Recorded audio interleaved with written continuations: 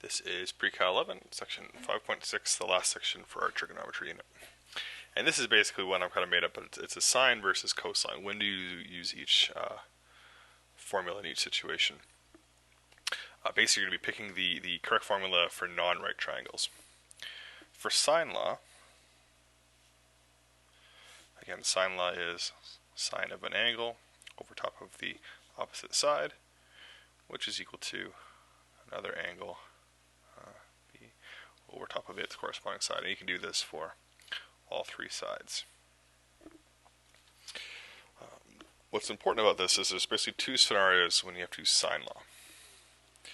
Basically, when you have an angle across from a side,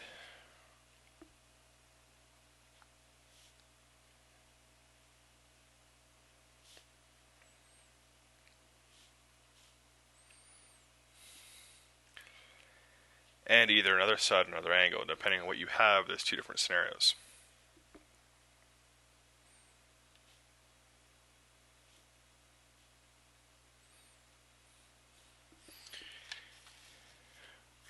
If you have a angle side angle, it's probably the easier one.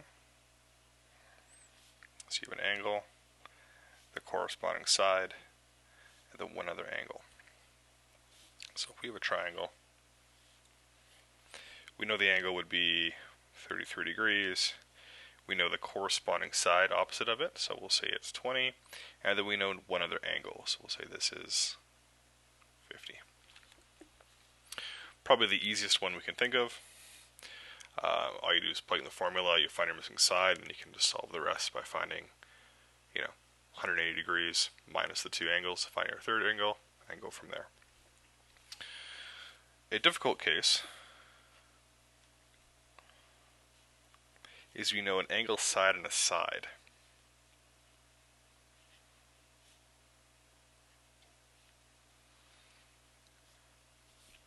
And the reason for that is because this is where we run into the ambiguity rule.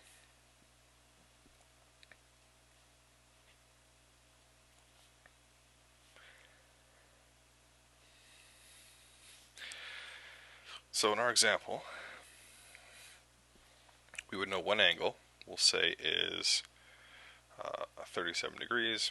We know the corresponding side is 10, and we know that another side, we'll say, is 15.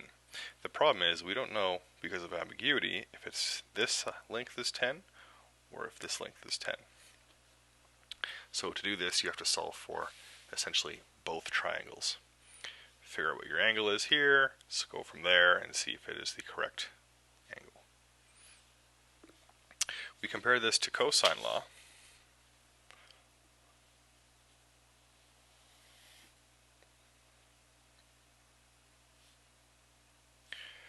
Which is basically a squared equals b squared plus c squared minus 2bc times cos of angle A.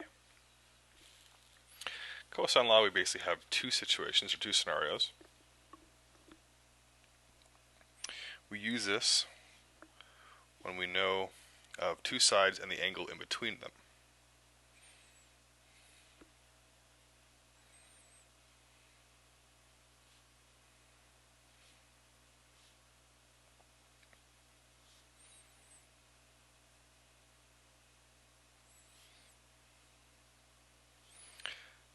So if we have a triangle,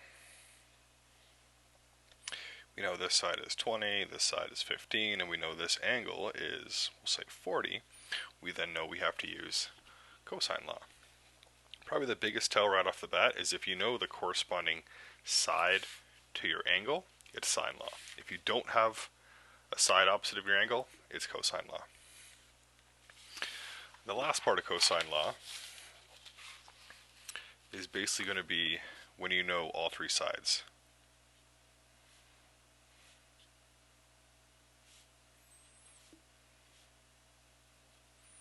But you don't know any angles.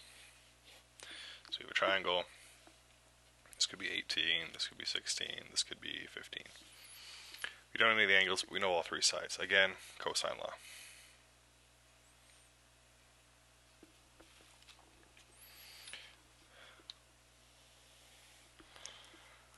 So, if we had a situation where we knew this angle here, we were trying to find this side, we knew this angle was 40 and this side length was 20, we'd think, okay, well, what law are we going to use? Well, we have angle side angle, we should be using sine law.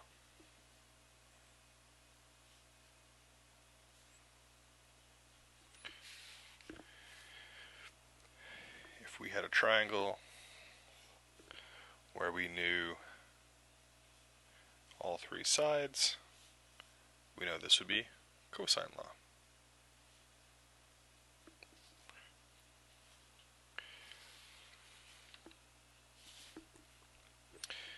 If we had a triangle where we're trying to find this angle up here, we know this is 21, this is 40, and this is 42. We know this is going to be, because we have angle across from a known side, automatically would say, okay, well, sine law.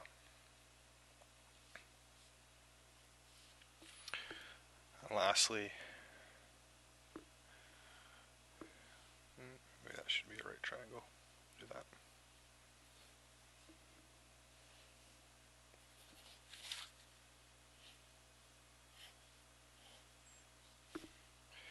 We'll say this is 80 degrees, this is 9, and this is 12. You want to find the side here. So again, that's going to be a side angle side, so we know this is cosine law.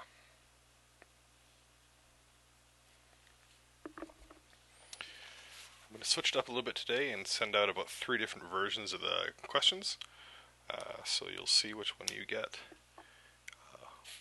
when I post them. If you have any questions or concerns, I'll have a tutorial on Tuesdays and Thursdays. Otherwise, good luck.